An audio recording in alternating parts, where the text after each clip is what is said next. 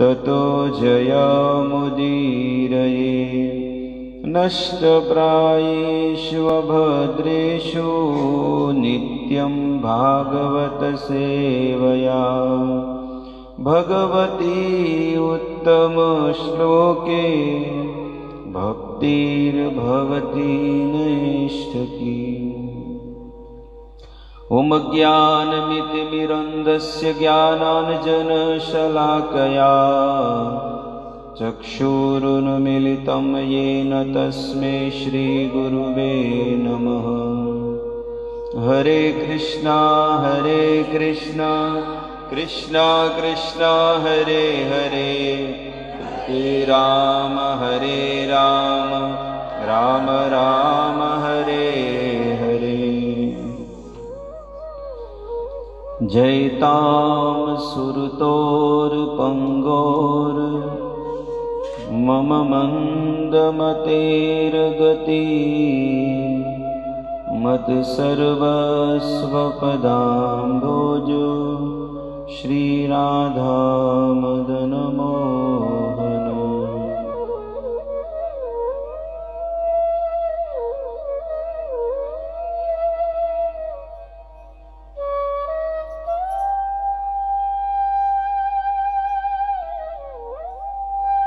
हरे कृष्ण।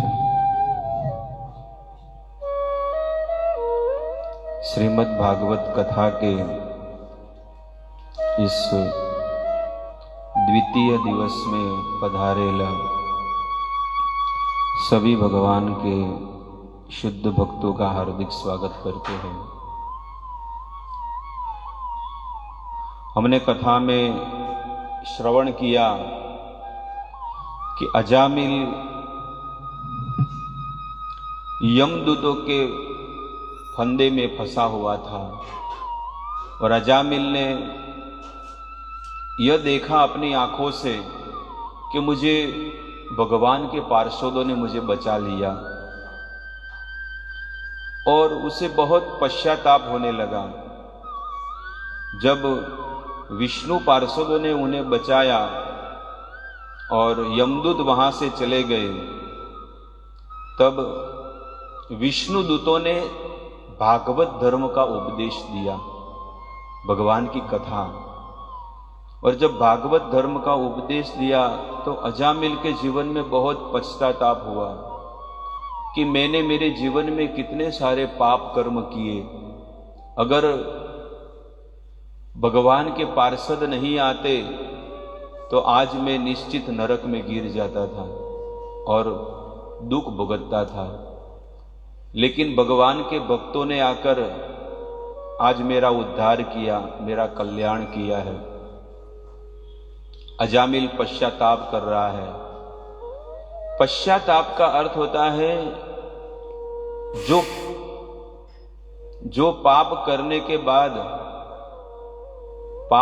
के बाद जो प्रायश्चित करता है उसे पश्चाताप कहते हैं कि मेरे से बहुत बड़ी भूल हो गई।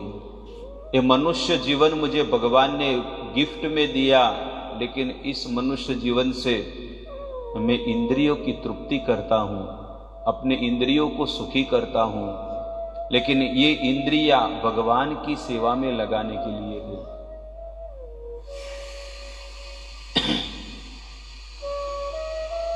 ऋषिकेशेन ऋषिकेश सेवनम भक्तिर उत्तमा। भगवान ऋषिकेश की सेवा में हमारे इंद्रियों को लगाने से हमारी इंद्रियां पवित्र बन जाती हैं। इसलिए इंद्रियां अगर संसार की सेवा में लगाओगे तो वो मलिन हो जाएगी, लेकिन यही इंद्रियां अगर आप भगवान की सेवा में लगाओगे तो आपकी यही इंद्रियां दिव्य बन जाएगी। इसलिए 24 घंटा हमें यही भाव रखना चाहिए कि कैसे भी करके मुझे भगवान की सेवा करनी है, ठाकुर जी की सेवा करनी है। और कलयुग के प्रभाव से हम ये जो लास्ट युग है, और कलयुग में 99% लोग इंद्रिय तृप्ति करते हैं। हमारा भी यही जीव में स्वभाव सबके अंदर है, लेकिन हम डर के मारे क्या करते हैं, चलो जाके सत्संग में बैठेंगे, भगवान की कथा सुनेंगे, और हमें ऐसा काम नहीं करना है, हमें अच्छा काम करना है। इसलिए आप देखिए रिजल्ट उसका कि कितने लोग आते हैं। और अगर इंद्रिय तृप्ति अर्थात खाना का, भोजन का आयोजन बड़ा बड़ा रखो, बड़ा बड़ा स्टेज प्रोग्राम रखो, नाचने गाने वाले के रखो, तो तकटगढ़ से भी आ जाएंगे, है न, बिना आमंत्रण के आ जाएंगे। सबको पता है कि यहाँ पे ऐसा कार्य हो रहा है, दिव्य कार्य। इसलिए कहते हैं कि शुद्ध कार्य में हमेशा कम इंसान लोग रहते हैं, लेकिन इंद्रिय तृप्ति के पाप कर्म में लाखों करोड़ों लोग रहते हैं, लाखों करोड़ों लोग। अगर ऐसा जानने को मिले कि फिल्म स्टार का हीरो सुमेरपुर में आने वाला है, तो सब लोग जाएंगे कि नहीं जाएंगे? सब लोग जाएंगे कि चलो चलो चलो देखने को जाएंगे। और वो भी इंसान जो हीरो है वो कितना पाप कर्म करता है बताइए, लेकिन ऐसे इंसान को देखने के लिए सब लोग जाते हैं। बताओ, ऐसे आदमी को देखने के लिए जाते हैं। जो व्यक्ति जुआ खेलता है, मांस खाता है, शराब पीता है, गलत कर्म करता है, ऐसे इंसान को देखने के लिए सब लोग जाते हैं, क्योंकि वो भी इंसान भी यही काम करता है। जो जो लोग उसको देखने जाते हैं ना, तो आपको दिमाग में लगा देना चाहिए कि ये भी इंसान वैसा ही है। अगर अच्छा कर्म कर रहा है, कोई सात्विक कर्म कर रहा है, और उसमें जो लोग जुड़े हुए हैं, तो समझ लेना चाहिए कि ये भी इंसान वैसा ही है। समझ में आ गई बात? इसलिए बहुत बुद्धिमान बनो। भले आपने 100 साल तक जीवन जिया, लेकिन ये दिमाग लगाकर अगर जीवन नहीं जिया तो आप मार खा जाओगे हर जगह पर। इसलिए अच्छे व्यक्ति के संपर्क में रहना चाहिए, भक्तों के संपर्क में रहो, भक्तों का उच्चिष्ट प्रसाद लो। जब कोई भक्त खाता है तो उसका जूठा हमें लेना चाहिए। भक्तों से संबंध में रहना चाहिए, भक्तों से बातचीत करनी चाहिए। इससे क्या होगा? हमारी भक्ति में पुष्टि होगी। अगर विवाह भी करना है तो किसके साथ करना है? जो भगवान का भक्त होता है उसके साथ विवाह करना चाहिए। इस प्रकार से अजामिल बहुत पश्चाताप कर रहा है, और अजामिल अब हृदय में बहुत ग्लानि हो रही है और कह रहा है, अजामिलो अप अथा कर्ण्य दूता नाम यम कृष्णयो धर्म भागवतम शुद्धम त्रैविध्यम च गुणाश्रयम। इस प्रसंग में अजामिल भगवान के पार्षदों के पास से विशुद्ध भागवत धर्म का और यमराज जी के मुख की वेदोक्त सगुण प्रवृत्ति विषयक धर्म का श्रवण कर रहा था। इस प्रकार से धर्मम भागवतम शुद्धम त्रिविध्यम च गुणाश्रय, जो तीनों गुणों से हमें पार उठाए, ऐसा भागवत अजामिल ने सुना। जीवन के अंत समय में सुना। पूरे जीवन में तो अजामिल ने पाप किया, बहुत पाप किया, लेकिन जीवन के अंत समय में अजामिल के मुख में से जब भगवान का नाम आया तो उसे सत्संग सुनने को मिला। वो जीवात्मा कितना भाग्यशाली है कि जिसे सत्संग सुनने मिलता है, भगवान की कथा सुनने मिलती है। बहुत भाग्यशाली है वो। करोड़ों करोड़ों जन्मों के जब पुण्य का उदय जब होता है, तब ऐसे इंसान को भगवान की कथा सुनने मिलती है, भगवान के गुण उसे सुनने मिलते हैं। इसलिए हमें अपने आप को बहुत भाग्यशाली मानना चाहिए कि हमें भगवान की कथा सुनने मिलती है, हम भगवान के भक्तों के संग में बैठे हैं। अजामिल पूरे भागवत का निचोड़ सुन लिए और उसका जो जीवन है ना शुद्ध हो गया। जब अजामिल ने पूरी कथा सुनी, यहां पर भगवान के पार्षद है, विष्णु पार्षद, और यहां पर यमदूत के पार्षद, ये दोनों लोग सत्संग कर रहे हैं। यमराज जी के दूत भी सत्संग कर रहे हैं और विष्णु पार्षद भी सत्संग कर रहे हैं, और जीवन के अंत समय में जो मृत्यु शैया पर पड़ा हुआ अजामिल, ये दोनों का सत्संग सुन रहा है। हमारी मौत आई नहीं है, लेकिन फिर भी हम तैयार है कि हमें सत्संग सुनना है, हमें भगवान की कथा सुननी है।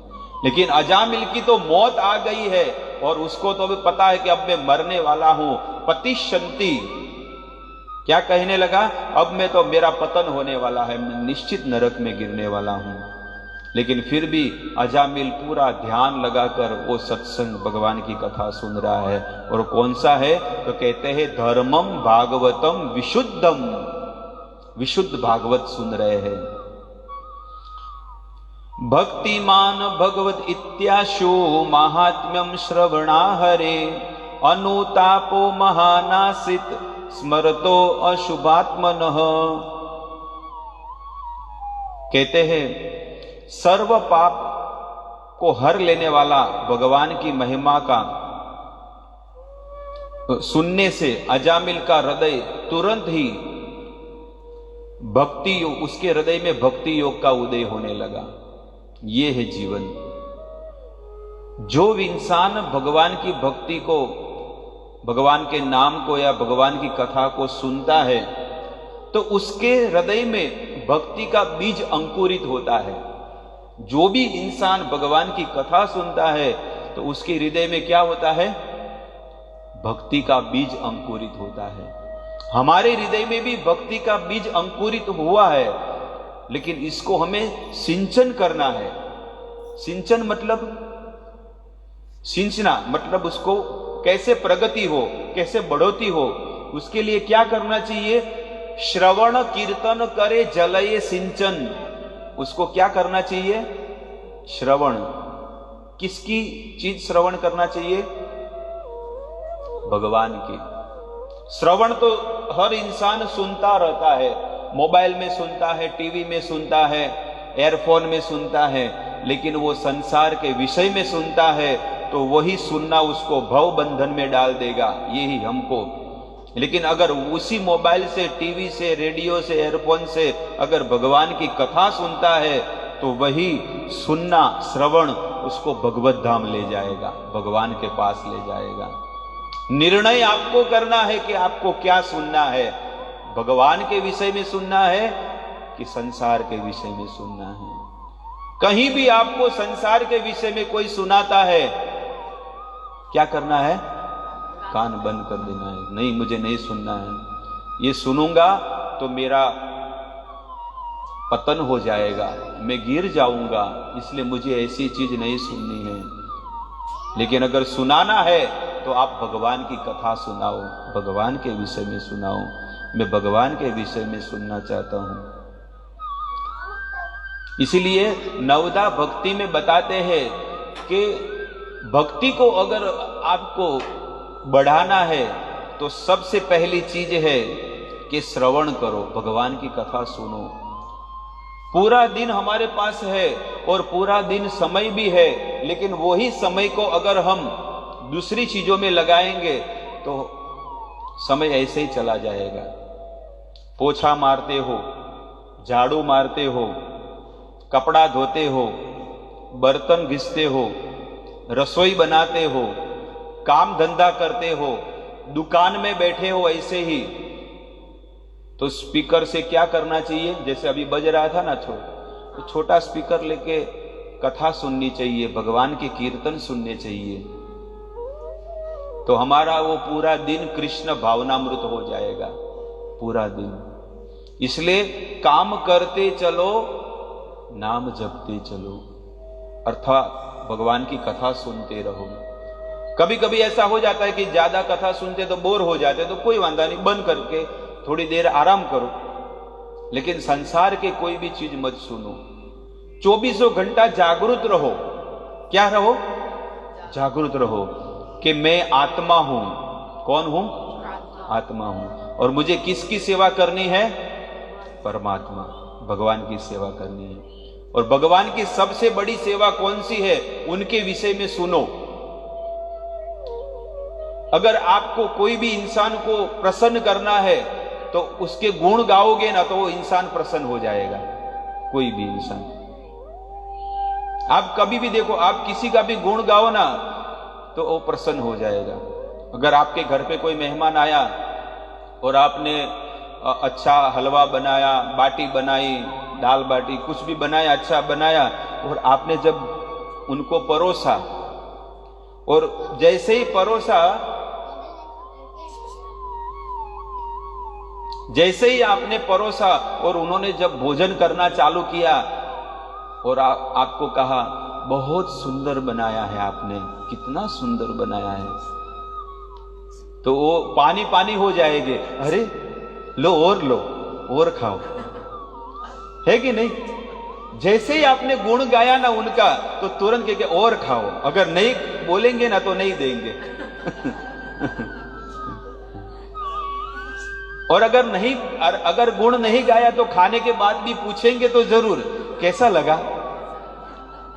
उसको जानना है, उनको इच्छा है कि मैंने जो बनाया है उसकी कोई तारीफ करे।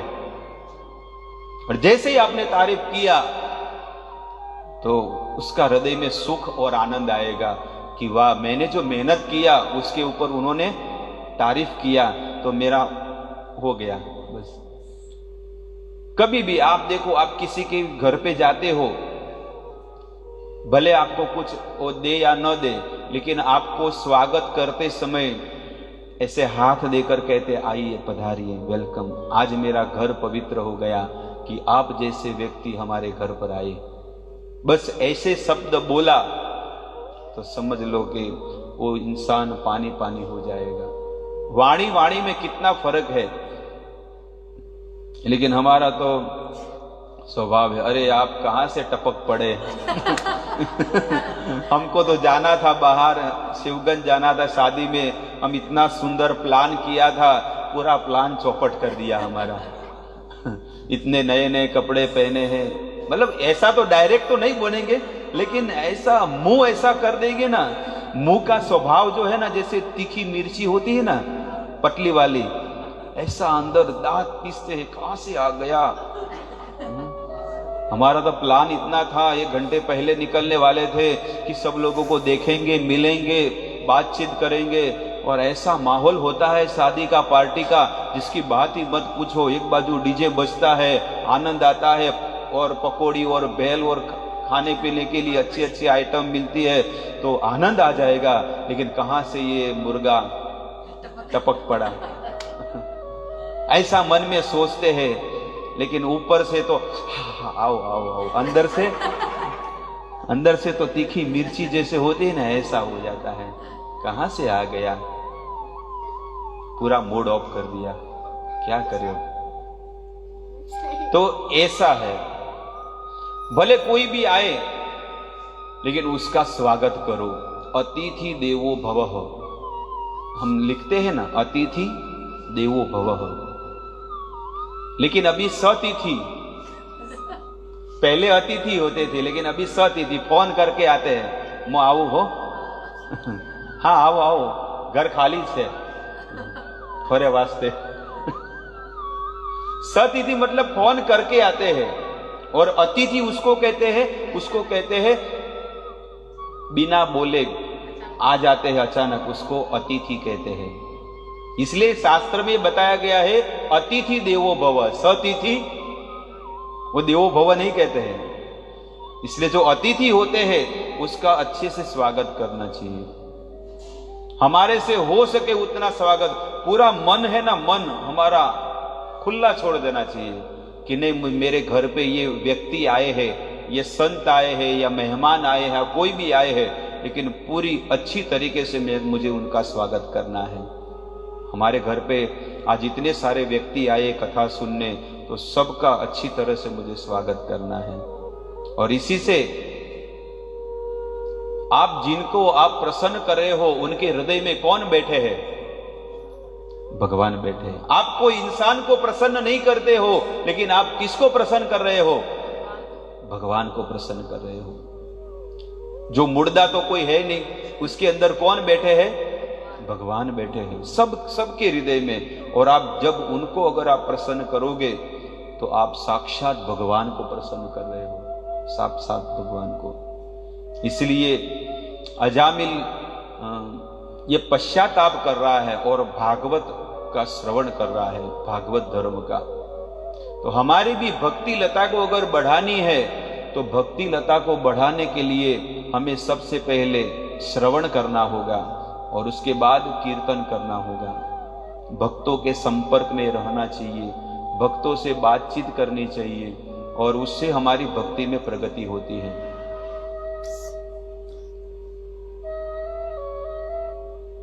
अब आगे कहते हैं, अहो में परमम कष्टम भूद विजात्मनः येन विप्लावितम ब्रह्म वृषल्या जायतात्मनः। कहते हैं जीवात्मा जब तक पश्चाताप नहीं करता है तब तक वो भक्ति में आगे नहीं बढ़ेगा नहीं। इंसान कितना भी बड़ा पाप करता है लेकिन फिर भी वो कहेगा तब मैं तो निष्पाप हूं, मैंने तो कोई पाप किया ही नहीं, मेरा कोई गलती है ही नहीं। लेकिन पश्चाताप तो जरूर करना चाहिए और अजामिल यहां पर कर रहा है, विशुद्ध हो गया। जैसे एक हमारे शास्त्र में कथा आती है कि बिल्वा मंगल ठाकुर, बिल्वा मंगल ठाकुर को भी, बिल्वा मंगल ठाकुर भगवान का भजन कर रहे थे और भगवान का भजन करते करते उनके जीवन में इतना वैराग्य आ गया।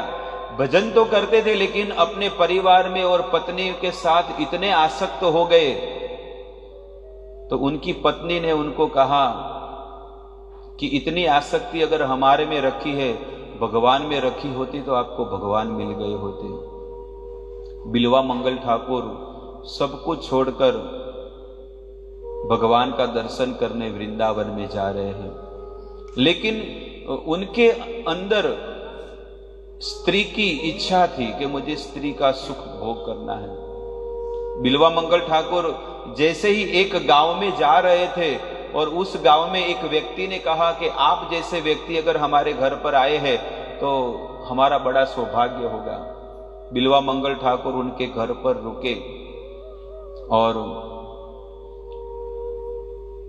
कहते हैं कि बिल्वा मंगल ठाकुर उनकी पत्नी के साथ गलत कर्म करने का सोचने लगे।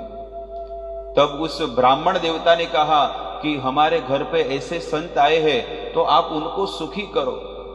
और जैसे ही बिल्वा मंगल ठाकुर को सुखी करने गए, बिल्वा मंगल ठाकुर की आंखें खुल गई कि मैं इतना बड़ा पाप कर रहा हूं।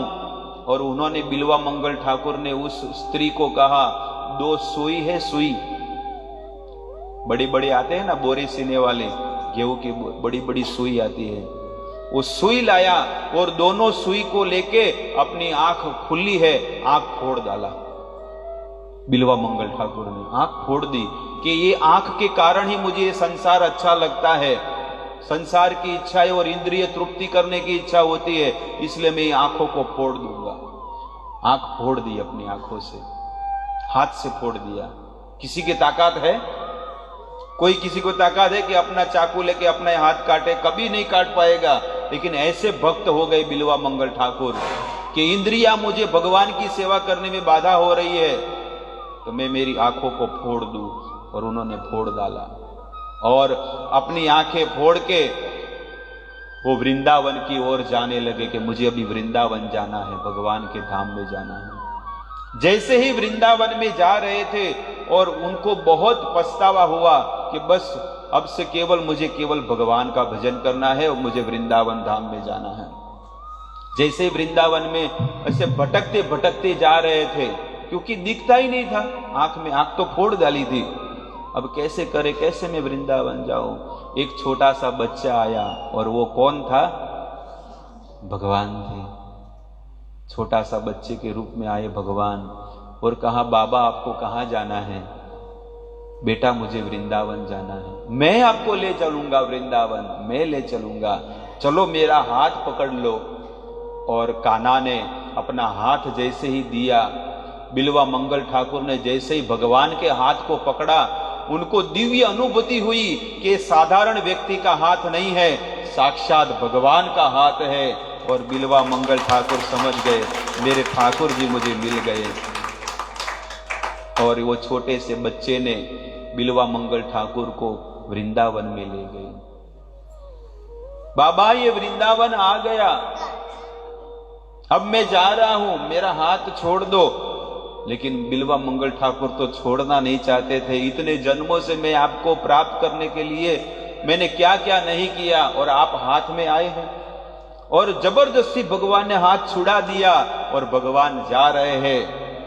लेकिन बिल्वा मंगल ठाकुर ने कहा, हाथ छुड़ावत जावत है। क्या कहा? हाथ छुड़ा के जावत है, लेकिन मैं तभी आपको प्रभु समझू कि मेरे हृदय में से निकल कर आप बाहर हो जाओ, तब मैं आपको समझू। हृदय में से तो आप बाहर नहीं आ पाओगे ना, क्योंकि आप तो मेरे हृदय में बैठे हुए हैं, मैं उसको मैं बंद करके रखा हूं। और इस प्रकार से आइए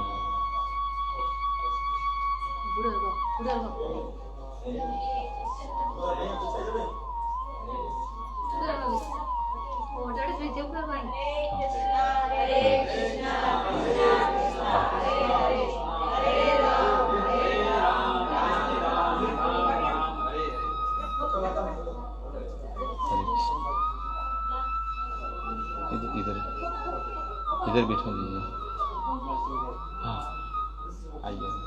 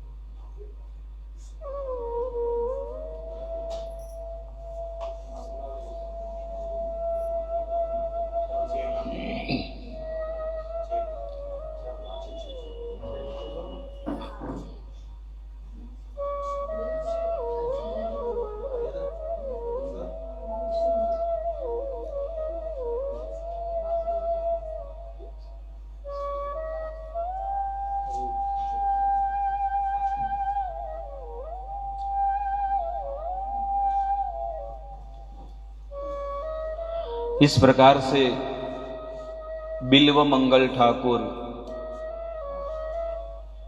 भगवान के इस ब्रज वृंदावन धाम में भगवान का भजन करने लगे, भगवान की भक्ति करने लगे। महाराज जी का महामंत्र से स्वागत करेंगे। हरे कृष्णा कृष्णा कृष्णा हरे हरे, हरे राम राम राम हरे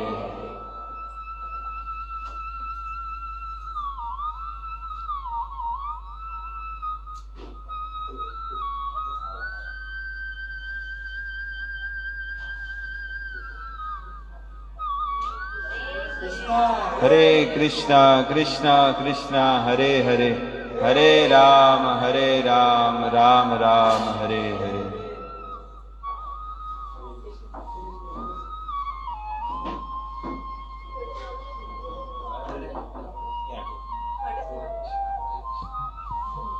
हरे कृष्णा कृष्णा कृष्णा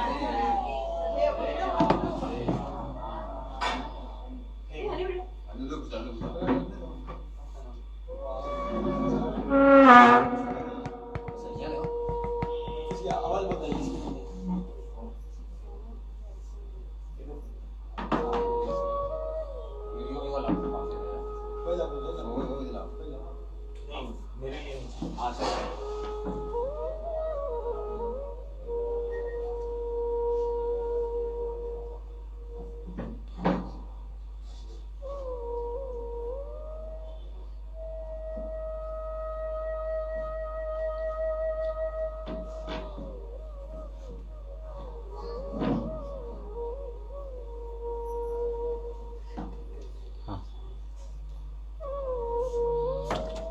और इस प्रकार से अजामिल बहुत पश्चाताप करने लगा और अजामिल कहने लगा, अहो मैं परमम कष्टम, मैं कितना दुर्भाग्यशाली हूं कि इस इंद्रियों का गुलाम बनकर मैं रात दिन इंद्रियों की सेवा करता रहा। संसार में हर एक जीवात्मा इंद्रियों का गुलाम बन गया है और गीता में भगवान बताते हैं कि ये संसार का जीवात्मा इंद्रियों का गुलाम बनते बनते बनते भवकूप में गिर गया है। अर्जुन को बताते हैं कि ये जीवात्मा कैसा है, तब कहते हैं कि हे अर्जुन, ये शरीर है ना, एक रथ के समान है और हमारी जो इंद्रियां है एक घोड़े है, 5 घोड़े हैं, 5 इंद्रियां, और 5 इंद्रियों को हम सुखी करते करते करते करते भवकूप में गिर जाते हैं। और उस रथ के अंदर कौन बैठा है, तब कहते आत्मा बैठा है उस रथ में, आत्मा। और वही आत्मा आज उसकी बहुत इच्छा है कि मैं भगवत सत्संग करूं, लेकिन वो नहीं कर पाता, भगवत सत्संग नहीं कर पाता। इस प्रकार से शास्त्रों में बताया है, भगवत गीता में बताते हैं कि इंद्रियों का गुलाम बन गया है, इसलिए कहते हैं कि इंद्रिय गोदास हो गया है, गौदास। लेकिन हर इंसान को गोदास नहीं, लेकिन गौस्वामी बनना है। क्या बनना है? गोस्वामी। कभी कभी लोग बोलते हैं ना कि ये गोस्वामी सरनेम है, समाज में बोलते हैं ना कि ये गोस्वामी है। गोस्वामी का अर्थ होता है जो अपने इंद्रियों को दमन करके उन पर विजय प्राप्ति करे, उसे कहते हैं गोस्वामी। लेकिन नाम या सरनेम रखने से कभी नहीं होता है, हमारी इंद्रियों को भी वश में रखना ये शास्त्र में बताया गया है। दिग माम विगर्हितम सद भी दुष्कृतम कुल कज्जलम हित्वा बालाम सतिम योहम सुरापाम अपि समा सतिम गमाम। कहते हैं कि धिक्कार है, धिक माम, वो अपने आप को धिक्कार रहा है अजामिल। इस संसार में भी देखिए, कोई भी इंसान अपने आप को कोई धिक्कारता नहीं है कि मैं ऐसा पापी हूं, निर्लज हूं। लेकिन आज अजामिल को पश्चाताप हो रहा है और अजामिल कहने लगा, दिग माम विगर्हितम, मेरा कितना बड़ा दुर्भाग्य कहे कि मुझे धिक्कार है, मुझे बारंबार धिक्कार है कि मैं संतों की सभा में मैं निंदनीय कर्म करने वाला हूं और मैं पापात्मा हूं, मैं अपने ही कुल का कलंक हूं, मेरे कुल का मैं कलंक हूं, क्योंकि कुल को तारने वाला संतान होता है, लेकिन मैं मेरे कुल को डुबाने वाला हो गया हूं। और इस प्रकार से अजामिल बार बार अपने आप को धिक्कार रहा है। अरे हाय, मेरा कितना दुर्भाग्य है कि मैं अपनी सती तुल्य पत्नी को, जो एकदम अबला थी और बहुत भोली भाली थी, लेकिन ऐसी पत्नी का मैंने त्याग कर दिया। वो मेरा कहाँ मानती थी, मेरे पैर दबाती थी, मुझे भोजन बनाकर खिलाती थी, मेरे कपड़े धोती थी और मेरे कुल की लाज मर्यादा रखने वाली थी, लेकिन ऐसी सती स्त्री का मैंने त्याग कर दिया। और त्याग तो किया, लेकिन मद्यपान, कहते कि सुरापाम अपि असतिम गमाम, कहते हैं कि असी मद्यपान करने वाली उल्टा स्त्री को मैंने घर में ला के रखा। उसे याद आ रहा है कि वो मुझे भोजन बना बना कर खिला रही थी, लेकिन मैं भोजन नहीं खा रहा था, मैं तो मल खा रहा था। क्या खा रहा था? मल। क्लियर यहां पर सुखदेव जी राजा परीक्षित को कहने लगे कि इस प्रकार से अजामिल पश्चाताप करने लगा, बहुत दुखी होने लगा। और दुखी होते होते वो बहुत ही अंदर एकदम ग्लानि होने लगी। कहने लगा कि एक सती स्त्री क्या होती है? सती स्त्री उसे कहते हैं जो अपने पति के बाद सोए और पति के पहले उठ जाए, उसे कहते हैं सती स्त्री। सती स्त्री का वर्णन हमारे शास्त्रों में बताया गया है कि पति की थाली में जो बचा हुआ है और पति के थाली में जो खाए उसे कहते हैं सती स्त्री। पति के चरण दबाना, उनके कपड़े धोना, उनकी सब प्रकार की सेवा करना, ये सती नारी का धर्म है, भारत की आर्य संस्कृति का। इस प्रकार से शास्त्रों में ये पूरा वर्णन किया गया है गृहस्थ धर्म के विषय में। मनु संहिता में, भागवत धर्म में और गृहस्थ जीवन में, गृहस्थ धर्म के विषय में नारद मुनि युधिष्ठिर महाराज को भी ये चीज बताते हैं कि किस प्रकार से एक पत्नी को अपने पति की सेवा करनी चाहिए और एक पति को पत्नी के सेवा करना। गृहस्थ जीवन में इस प्रकार से दोनों व्यक्तियों को अपना जीवन जीना चाहिए। बहुत बड़ा त्याग होता है कि एक स्त्री अपना सब कुछ छोड़कर, एक ही सेकंड में सब कुछ छोड़कर अपने ससुराल में चली जाती है। जहां पर वो लड़की, वो बेटी 20 साल तक बड़ी हुई है, चाचा, मामा, ताऊ, बुआ जो भी है, अपने रिश्तेदारों के बीच में वो बेटी बड़ी हुई है, लेकिन एक ही झटके में, एक ही सेकंड में सब कुछ त्याग करके उसे ऐसे घर में जाना है जिसको पता ही नहीं है कि वहां पर रूल क्या है, कैसे नियम है, लेकिन सब कुछ वो मेंटेन करती है। बताइए, सब कुछ सहन करती है। इसलिए कहते हैं कि एक स्त्री का त्याग बहुत बड़ा होता है। इसलिए कहते हैं कि नारी एक शक्ति है। ये सब कुछ कोई त्याग नहीं कर पाएगा। अगर कोई व्यक्ति को कहे, कोई आदमी को, इंसान को कहे कि आप अपना घर बार सबको छोड़कर अपने बीबी के जहां पर मैका है वहां पर जाकर रहो, कोई रहेगा? लाखों में कोई एक होगा, वो भी प्रॉपर्टी होगी तो रहेगा। हाँ, 20-25 बीघा जमीन होगी, 100 बीघा जमीन होगी और 50-100 करोड़ रुपया होगा तो मैं जाऊंगा, घर जमाई बनूंगा, उसमें कोई टेंशन नहीं। खा पी के आराम करूंगा, अच्छी अच्छी गाड़ी में घूमूंगा, वो भी लाखों में एक ही होगा, घर जमाई।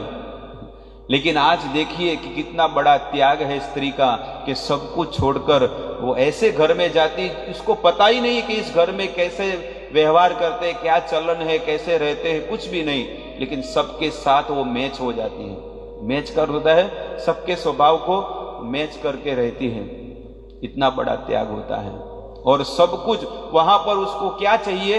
केवल एक पति का सुख और उनके द्वारा एक पुत्र की प्राप्ति, और ये पुत्र मेरे कुल को उजागर करेगा। बस यही एक सुख प्राप्त करने के लिए, अपने कुल को बढ़ाने के लिए एक स्त्री सब कुछ छोड़कर आती है और पूरा जीवन उसी घर में रहती है। भले वो उसे घुमाने न ले जाए, अच्छे होटल में खाना खिलाने न ले जाए, लेकिन फिर भी काम करते करते करते अपना पूरा जीवन एक ही घर में बिता देती है। इसे कहते हैं सती स्त्री। कभी भी कितना भी दुख पड़े, अगर उसका पति उसे मारे, लेकिन फिर भी वो स्त्री अपने माँ बाप को एक शब्द भी ना कहे, उसे कहते हैं सती स्त्री। ऐसे हमारे आर्य संस्कृति में ऐसी स्त्रियां हो गई हैं। इस प्रकार से यहां पर अजामिल भी धिक्कार, अपने आप को धिक्कार रहा है कि मैंने ऐसी सती स्त्री का मैंने त्याग कर दिया, जो मेरे कहने पर सब कुछ सेवा मेरी करती थी, लेकिन एक ही झटके में मैंने उसको घर से निकाला और ऐसी उल्टा स्त्री को मैं घर में लाकर रखा जिसका कोई ठिकाना नहीं था। और वो तो आई, लेकिन यहां पर सुखदेव जी कहते हैं कि अपने साथ 9 लड़कों को लेकर आई और 9 लड़कों की वो सेवा करने लगा। अजामिल ऐसे लड़कों की सेवा करने लगा जिसका कोई ठिकाना नहीं है कि, इसलिए यहां पर कहते हैं कि ऐसी उल्टा स्त्री का मैंने सेवा किया, पूरा जीवन उसका भरण पोषण किया। अगर सती स्त्री मेरी जो पत्नी थी उसकी अगर मैं सेवा करता ना, तो भी मेरा कल्याण हो जाता, मेरा उद्धार हो जाता। और अब आगे कहते हैं, वृद्धावनाथो पितरो नान्य बंधु तपस्विनो अहो मया अधुना तक्त्वा कृतज्ञेन नीचवत। मैं कितना नीच हूं। नीचवत का अर्थ होता है मैं कितना पतित हूं, मैं कितना गिरा हुआ हूं। वृद्धावनाथो पितरो, जैसे ही मैंने उस उल्टा स्त्री को घर में लाया मैंने मेरे माँ बाप का त्याग कर दिया, घर से निकाल दिया। यही अजामिल अपने माँ बाप की कितनी सेवा करता था। माँ बाप केवल उनके पिताजी एक बार आदेश देते थे कि बेटा जाओ जंगल में और लकड़े लेके आओ, फूल लेके आओ, ये लेके आओ, फल लेके आओ, तो सब कुछ लेकर आ जाता था सुबह उठकर। लेकिन एक गलत स्त्री के संपर्क में आकर उसका पूरा जीवन पतन हो गया। इतना बड़ा ब्राह्मण कुल में अजामिल बड़ा पैदा हुआ था, लेकिन अजामिल अब पश्चाताप कर रहा है। 90 साल की उम्र में, 90 साल की उम्र में अजामिल पश्चाताप कर रहा है। सोहम तख्त पतिष्यामि नरके वृष दारुणे धर्माज्ञा कामी नो यत्र वदंती यत माया। ये स्त्री के चक्कर में फंसकर ये भगवान की माया ही स्त्री बनकर आई है और मेरा जीवन में नरक का द्वार खोल दिया।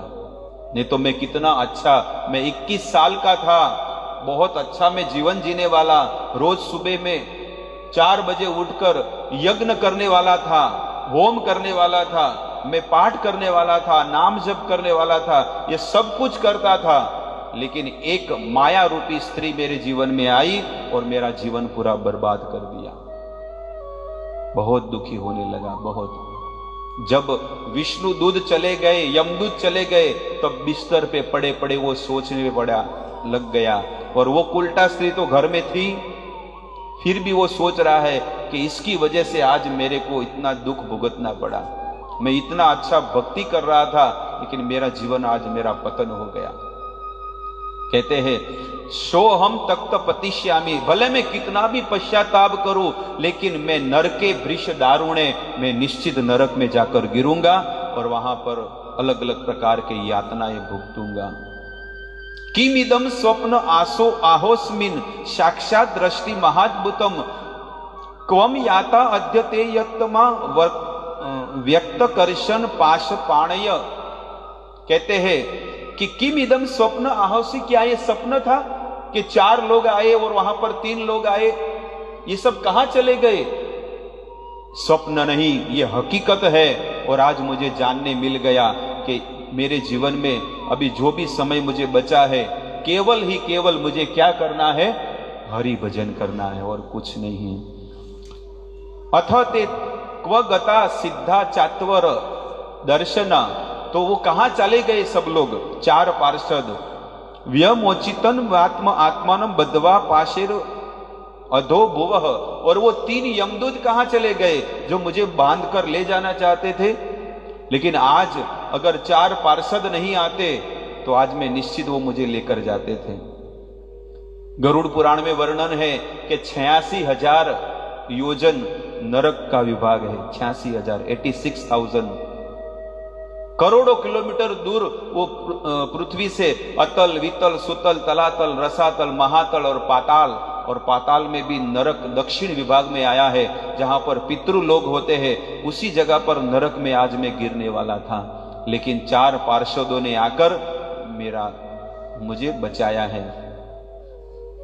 अथापि में दुर्भगस्य विबुधो उत्तम दर्शने भवितत्वम अमंगलेन येनात्मा में प्रसिद्धति। अजामिल कहने लगा, हालांकि मैं इस जन्म में तो मैंने निश्चित पाप किया है, लेकिन भविष्यंति, मैंने भूतकाल में, अगले जन्म में मैंने कुछ तो पुण्य किया हुआ। अन्यथा म्रियमाणस्य, अगर मैंने गत जन्मों में अगर कोई पुण्य नहीं किया होता तो आज भगवान के पार्षद आकर मुझे नहीं बचाते। निश्चित मेरा कोई भाग्य का उदय हुआ है, इसलिए 4 पार्षद आकर मुझे बचाए हैं। लेकिन अब मुझे क्या करना है? क्व चाहम किम पापो ब्रह्म तो निरपत्र क्वच नारायणे तक भगवन मंगलम। निश्चित अंत समय में मेरे जिह्वा पर भगवान नारायण का नाम आया है। इससे यह साबित होता है कि निश्चित गत जन्मों में मैंने भगवान का भजन किया होगा। हमें भी ये सत्संग मिल रहा है, कथा मिल रही है, हमारे जीव पर भगवान का नाम आ रहा है। इससे ये साबित होता है कि हम भी गत जन्म में भगवान का भजन किए होंगे, साधु की सेवा की है, मंदिर गए होंगे, भगवान के धाम में गए होंगे। और इसका ये प्रभाव है कि आज इस जन्म में भी हमें सत्संग मिल गया है, भगवान की कथा मिल गई है। सो हम तथा पतिश्यामी यत चिंते इंद्रिया अनिले यथा न भूय आत्मानम अन्नदे तमसी जायये। अजामिल कह रहा है, अब मैं अपने मन को, इंद्रियों को और प्राण को वश में करके कहां जाऊंगा? तब कहते हैं, यहां पर कहते हैं, अजामिल कहते हैं कि इति जात सुनिंद्रि वेद क्षण संगेन साधुषु गंगा द्वारम उपेयायम मुक्त सर्व बंधन। गंगा द्वारम अर्थात अब मैं कहां जाऊंगा? हरिद्वार में गंगा नदी के तट पर जाऊंगा और वहां पर जाकर मैं साधना करूंगा। शास्त्र ये बताता है कि अजामिल 90 साल का था, लेकिन 15 साल एक्स्ट्रा उसे बोनस में मिला। 90 साल की उम्र में उसे लेने आए, लेकिन और 15 साल उसका नया जीवन मिला। तो सब कुछ छोड़कर जो भी धन बचा था वो अच्छे कर्म में लगा दिया, साधु सेवा में, मंदिर में, भगवान के धाम में। और 15 साल कहते हैं गंगा द्वारम उपेयायम, वहां गंगा नदी के तट पर भगवान के धाम में रहकर 15 साल तक भजन किया। और इस प्रकार से अजामिल मोक्ष प्राप्ति की। और वही पार्षद जो उन्हें 90 साल की उम्र में जो मिले थे, वही पार्षद फिर से आए और वही पार्षदों ने भगवत धाम ले गए। इस प्रकार से कहते हैं, एवं स विप्लवावितम सधर्मा दास्य पति पतितो ग्रत कर्मणा। वो सोच में पड़ गया, हे परीक्षित, अजामिल दासी का सहवास करने पर भी, साधु की संगति अर्थात भक्तों के संग में, भगवान के पार्षदों के संग से अजामिल जैसा महापापी भी सिद्धात्मा हो गया, मुक्तात्मा हो गया और भगवान के धाम में चला गया। य एवं परमं गुह्यम इतिहासम समापहम शृणुया श्रद्धया युक्त भक्त्या अनुकीर्तयेत। कहते हैं कि हे परीक्षित, यह इतिहास अत्यंत गोपनीय है और समस्त पापों को नाश करने वाला है। जो मनुष्य श्रद्धा और भक्ति से इस अजामिल की कथा को सुनेगा और कीर्तन करेगा, वो जीवन में कभी भी नरक में नहीं गिरेगा। ये सुखदेव जी पूरा प्रमाण देते हैं। न वेस नरकम याति नेक्षितो यत किंकरे। और कहते हैं, हे परीक्षित, देखो अजामिल जैसा पापी भी मृत्यु काल में अपने पुत्र के निमित्त भगवत धाम नाम लेने से भगवत धाम का अधिकारी हुआ। और कहते कि हे परीक्षित, अगर कोई इंसान जिंदा रह के अगर भगवान की कथा सुनता है और उनके नाम उच्चारण करता है, इसमें कोई संशय नहीं है कि वो भगवान के धाम में जाएगा। इसका अर्थ है वो निश्चित भगवान के धाम में गारंटी के साथ जाएगा। म्रियमाणो हरेर नाम गुरुणन पुत्रो चारितम अजामिलो अप्यद्वाद। अजामिल का ये मैं उदाहरण दे रहा हूं। कौन कहते हैं? सुखदेव जी राजा परीक्षित को, कि अजामिल मृत्यु सैया पर जो लेटा हुआ था, लेकिन जब अंत समय में उसे अपने पुत्र का नाम लिया तो उसे भगवान का धाम मिल गया। अगर संसार का जीवात्मा इस शरीर से अगर भगवान का नाम लेगा तो निश्चित उसका भी कल्याण हो जाएगा। इस प्रकार से इति श्रीमद् भागवते महापुराणे परम संहितायाम षष्ठम स्कंद द्वितीय अध्याय समाप्त। इस प्रकार से सुखदेव जी द्वितीय अध्याय को समाप्त करते हैं और राजा परीक्षित उसका प्रश्न और पूछते हैं कि चलो ये तो कथा यहाँ पर समापन हो गई, लेकिन वो यमराज जी के दूत जो नरक में गए और वहां पर क्या संवाद हुआ वो भी मुझे जानना है। लेकिन ये कथा अगर आपको जाननी है तो हम अगले सेशन में सुनेंगे। यहाँ पर हमारे बीच संत महात्मा पधारे हैं गोस्वामी जी, तो उनसे निवेदन करते हैं कि आप भी कुछ भगवान के गुण सुनाइए। हरे कृष्ण।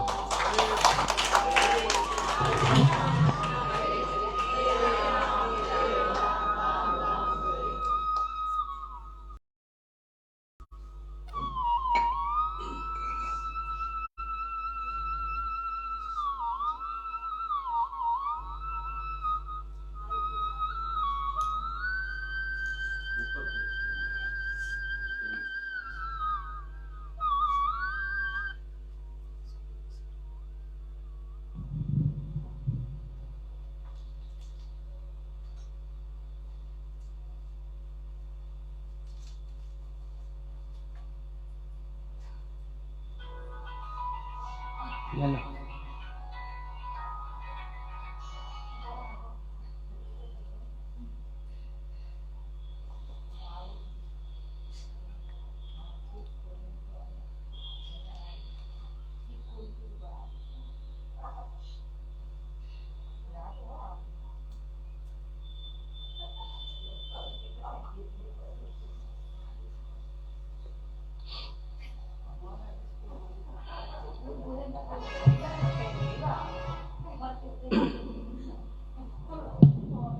जय श्री श्री गुरु गौरांगन का गिरिधारी राधा रमन देव की।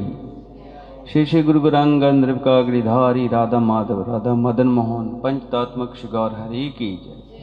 चनित लीला प्रविष्टोम विष्णुपाद परमहंस परम पूज्य पात दंडी स्वामी अष्टोत्तर शेषम भक्ति वल्लभ तीर्थ गोस्वामी श्री गुरु महाराज की जय। जनित लीला प्रविष्टोम विष्णुपाद परमहंस परम पूज्य पाद दंडी स्वामी अष्टोत्तर शेषवद भक्ति दयित माधव गोस्वामी महाराज जी की जय। जय नित्य लीला प्रविष्टोम विष्णुपाद परमहंस परम पूज्य पाद दंडी स्वामी अष्टोत्तर शेषवद भक्ति सिद्धांत सरस्वती गोस्वामी ठाकुर प्रभुपाद जी की जय। श्री गौरक्षदास बाबा जी महाराज जी की जय। सच्चिदानंद